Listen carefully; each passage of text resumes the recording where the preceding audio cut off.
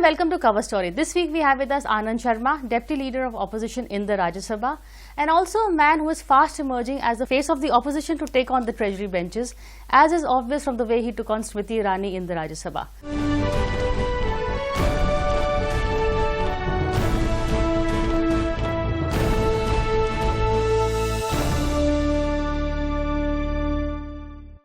Welcome to NewsX, Mr. Anand Sharma. Thank you. But more on that debate later. But first of all, I would like to congratulate you and other MPs for at least letting rhetoric return to the floor of the House. You know, we are seeing Parliament functioning again, which is a big delight because it had stalled for a while. You see, Parliament did not function earlier because of the attitude of the government.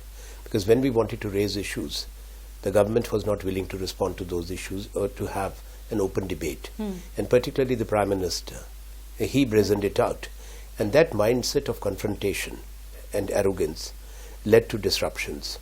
This time when the Prime Minister called a meeting on the 16th of this month, this was the first meeting that he had called in 21 months. And there was a free and frank exchange of views. And we told him, both Ghulam Nabi Azad, the Leader of Opposition, and myself, that the intervention has to come at his level. And we told him, I in fact mentioned to the Prime Minister that there are issues which can only be addressed by him, particularly when it comes to the political narrative becoming so bitter and divisive that you have started it. Now only you can dilute it and diffuse it. And we urged him to do that. And he and the government agreed that they will have debates with us on issues which are of national concern and which we have started raising now. First was the JNU debate, but before I go into that, I want to just deviate a bit to another controversy that's brewing. This is the Ishrat Jahan encounter case, because you know, now a lot of Home Ministry officials that were there in the UPA government, GK Pillai, RK Singh, are saying that the Congress actually altered the affidavit to drop the terror link from Ishrat Jahan's case. I'm not privy to that because I was holding a different portfolio. Fair enough. But so I'm not in a position to make any comment except a limited observation. That is, I find it very difficult to believe that secretaries to the government of India would allow that to happen without recording their dissent, because the civil services have a constitutional protection, and many moons after their retirement it has become trendy and fashionable to make observations or statements which may be wholly untrue. And I'm sure that those who were, they should come out with details and also explain their own collusion or silence, because that would be a legitimate question to ask before such a serious charge is hurled at any government. I was a cabinet minister and we had no such information. Of course, it would be what was happening on that matter and what were the intelligence inputs would be known only to the Home Minister. That is very clear. And I don't think that we've had Home Ministers who would allow such a gross miscarriage or distortion of fabrications. But then David Headley's, also his statement in 2011, that was not made of the NIA charge sheet, where he again says that, Ishrat Jahan had terror links. Well, as I'm saying that I'm not privy to the developments of that period, but I don't think that the government, UPA government, would have hidden the fact that A or B had terror links, because that doesn't serve. Eventually, any terror organization which targets India threatens the country as a whole. We are told also there was the Gujarat IB chief, the former Gujarat, Rajendra Kumar, has told our channel that a top UPA minister actually tried to suppress the Ishrat Jahan terror link, and he had a role in trying to as I'm saying, they should Narendra name Modi. Because it's very easy now, since there is a government which is in office and the Prime Minister are hostile, and since the case related to Gujarat, we do not know what's the agenda or motive of people making these statements. But I will say that anyone who was dealing with the matter, with the file or with the input, owes that explanation, that why the sensationalization after so many years, and why they did not do their duty when in office. Do you think they're doing this for political ends, saying it now? But they have to explain, means I find it intriguing. Okay. Coming to another revelation that has happened by one of your colleagues, Mr. Chidambaram, he said that he expressed grave doubts over the hanging of Afzal Guru about his involvement in the 2001 parliament attack. He has his personal view. Neither he was dealing with the trial, to be fair to him, though he's a eminent why are you lawyer. being fair to him? Because he is now saying this. No, what I'm saying is something else. I'm not holding a brief. What I'm saying that fair to him means that he is a jurist. Yeah, he understands jurisprudence. Now the highest court of the land has given a considered verdict and also gave every opportunity for him to appeal, right, to seek a review, correctives of the No, verdict, fair enough. and then a presidential pardon, which was, there must have been sufficient reasons and facts To which hang were him. looked at by Supreme Court, so that no corrective or no appeal was further accepted. No, but from what Chidambaram is saying, one would infer that the UPA hanged an honest man. Why is he saying UPA this? doesn't hang. Let's be very clear that the executive doesn't hang, Okay. and the powers to pardon lie with the president. And this case, the Supreme Court was very clear. So you can't say that it is, then we are casting a very grave aspersion on the Indian judiciary. See, people can have their own view. For example, on whether you should have a death penalty or not. Those who are opposed to death penalty cannot be termed as traitors or anti-nationals, because there are very many eminent jurists, academics and other people. Similarly, recently you had Yaqub Memmon's case. After all, he was accused of being involved in the conspiracy of the Mumbai blasts. So the Indian judicial system took a long time to finally arrive at a verdict. But then Now, why would someone who you is had the Home Indians- Minister say this? I can't say, because I have not spoken to him. Only I am sure that he will be in a better position to say that what were his doubts. Whether those doubts emanate from his perception as a jurist. So I am not privy to that. Because he has also waited a while to come out with this. So that also makes us wonder, why is he saying this now, if at all? No, it could be. I am not actually in a position as to what was on his mind when he made such an observation. So it would be appropriate that he alone explains it in great detail. I think that this is an issue. If you are expressing a doubt, even about a Supreme Court judgment, that should be magnified, because so many judgments of the Supreme Court sometimes are called into question. It may be perhaps his personal observation. Okay, we'll leave it at that. Something about which you are closely involved in is this, the debate in Parliament. And, we saw very interesting Smriti Irani's speech in Lok Sabha was, she was applauded for it. It went off well, big blow to the opposition. Same speech in the Rajya Sabha is stalled, questioned, and you kind of stalled the Smriti bandwagon, and you were the first one to raise it. So, the handling between the Congress and the Lok Sabha and the Rajya Sabha? No, I think what happened that, Lok Sabha, our people made effective interventions. Your people were not there, the Congress. Now, Sindhya spoke that well, could be Smriti Irani's maybe a time. tactical lapse, that she was having a free run when our people were not there. Had our people been there, she would have been stopped in her tracks and challenged and questioned even there. I But don't in know, Rajya because Sabha, the wisdom of Anand Sharma is not there with the Congress no, right it's now. not It's there true, with because usually we have a first-time very MPs. senior. No, we have when you look at Jyotiraditya Scindia, he is there. No, I'll for a grant long you time. Scindia, but who are No, the others? you have quite a few. Kharge ji has been a cabinet minister. He has been a minister in the state for But he long. lacks the gravitas of Mr. I Azhar, won't say of you, that. I won't of, say that, because each person has his own attributes and own positives. Then you have even people like Virappa Moili is there. Then you have Kamal Nath is there. but quiet Dipender backbenchers. Hooda. No, backbenchers are not.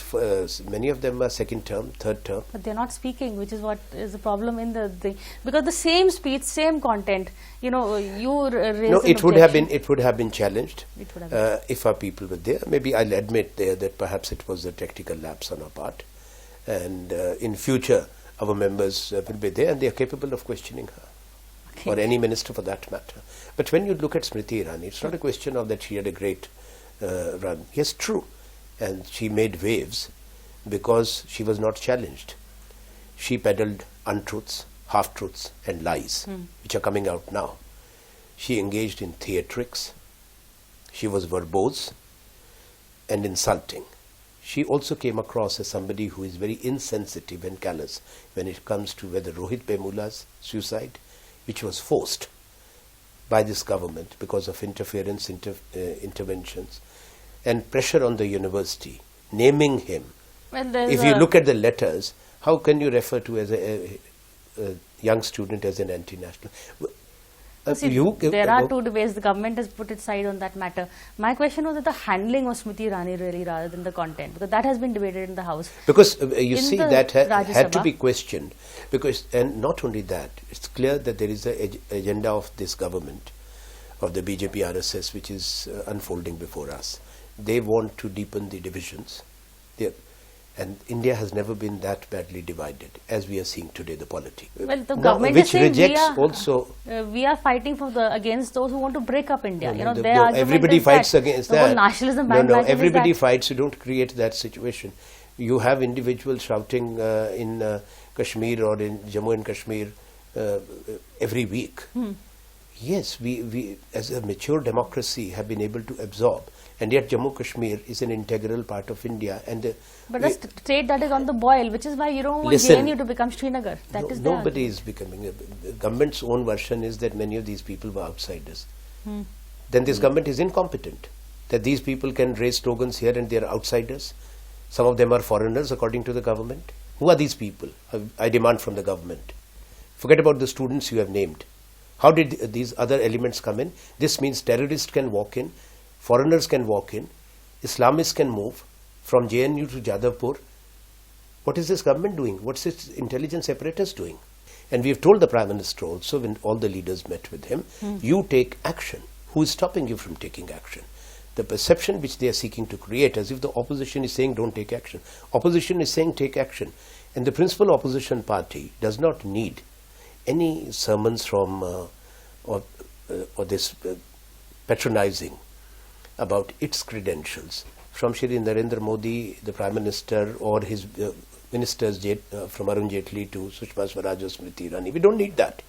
We belong to an organization which has fought for India's freedom. We are outraged when they try to give an impression that Rahul Gandhi or the Congress party is endorsing anything which is against the interest of the country. And that is again the mindset of this government. They don't want constructive engagement with us. They want actually confrontation. Okay, I'm going to take a short break, but I'm going to come back and talk to you about Rahul's visit to JNU, which I know you accompanied him on, yes. And also about the budget, because the budget is coming up after the weekend. But just first, a short break.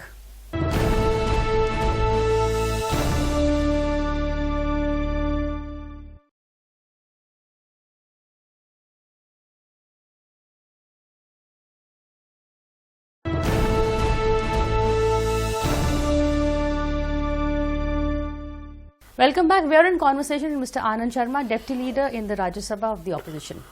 Welcome back, Mr. Anand Sharma. First of all, Mr. Anand Sharma, we were talking about the JNU debate. Much has been made. The brunt of the government attack was Rahul Gandhi's visit to JNU, that he's mixing and endorsing anti-national elements. Now, I know you were part of that visit.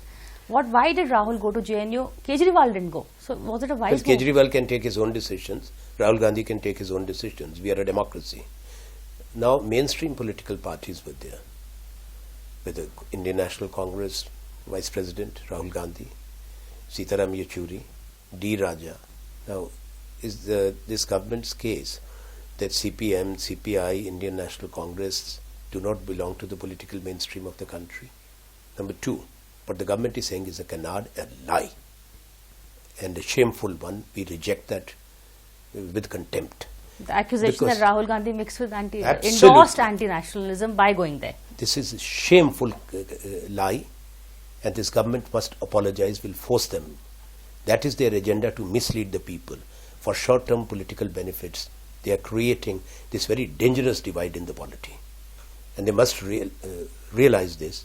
We have told them, we have cautioned them, and we are cautioning them again. Now, it is a manufactured debate by the government between 9th, 11th and 13th. These are 3 different dates. Government's case is that some individuals, a group, and they say outside, those who raise slogans, take action, arrest them, prosecute them, apply the National Security Act, charge them with whatever the law allows you to do. But there are students who may differ with the government. Don't use that, the act of few individuals, as a cover then to target the ideological opponents, even the young students. There was a student meeting apparently on the 11th, and that is being looked into by the courts, and there is a university inquiry panel. This incident is of the 13th. I went with Rahul Gandhi. Now, do we need government's permission? We were invited by the deans of the and the faculty. It was the deans committee which invited us, and the faculty, and who were there? The teachers association. Are we saying that the professors, the teachers, and the students who were there, they are anti-nationals? Did they say or do anything when Rahul Gandhi was there, Sitaram Yechuri, or I was there, or D. Raja, which can be objected to? That's what I challenge the government, and the government has no answer. I challenged Arun Jaitley on this day before yesterday. And what do they mean? That do we need their permission then to go? JNU is a part of India or not? These students are our sons and daughters or not? These teachers are Indian citizens or not? If the deans are highly respected in any university, if their deans committee invites, should we doubt their invitation? Should we insult them? But the timing of the invitation... It's not, the question is not of timing. Political leaders can talk sense. Shrill voices can actually further aggravate matters, as this government has done. Its responses have been disproportionate, shrill, and it's very clear that they are looking at, they have lost out on all fronts. The government has failed to deliver. When you look at its performance, they failed to implement their assurances or promises. The economy is in tatters. And my last question to you is on the economy. No, so what I'm saying that this is a convenient ploy. First, manufacture this debate of nationalism or anti-nationalism to bury Rohith Vemula's forced suicide. Number 2, reap political dividends in the forthcoming elections in Assam, Bengal, Kerala, where sizable West Bengal, where sizable minority population is there. It is very clear because they cannot think beyond that. They are vicious, and they inject the communal venom. They inflame passions, and they will go down in history as a government which actually, instead of making India strong, has enfeebled, weakened, and divided India. Well, we'll get the answer to that in 4 years' time, in the next 3 years' time, the next elections. But my final question about the budget. What are your expectations from the finance minister? What kind of a budget do you think he should present? Well, he should come out with a budget which is pro-people, which is pro-growth. And so far it hasn't happened the last 2 budgets. Last year, the social sector allocations took a body hit, from education to health to women and child to tribal subplan, SC subplan. They all took a hit. So which welfare scheme did they support? I hope there is realization, because their last budget was only for the rich at the expense of the have-nots. Let's see what they do. They have some space to balance their accounts. I've always said that irrespective of the tall claims, the economy, even the economic survey has come yesterday, is going to grow between 7 or 7.5. That's what they are saying. It's not a big deal. If you go by the old methodology, then it's 5.2. So it's a flat growth rate. Economy is not growing. Country's debt has risen, very sharply so. When your debt to GDP ratio has gone up by 7.5 percentage points. Your forex reserves are adequate only to meet 70% or approximate 70% of the debt. That's all. You don't have enough reserves even to meet your external debt and borrowings. This is the painful truth. Despite the fall in oil prices. Yes, the government has made a windfall gain and savings.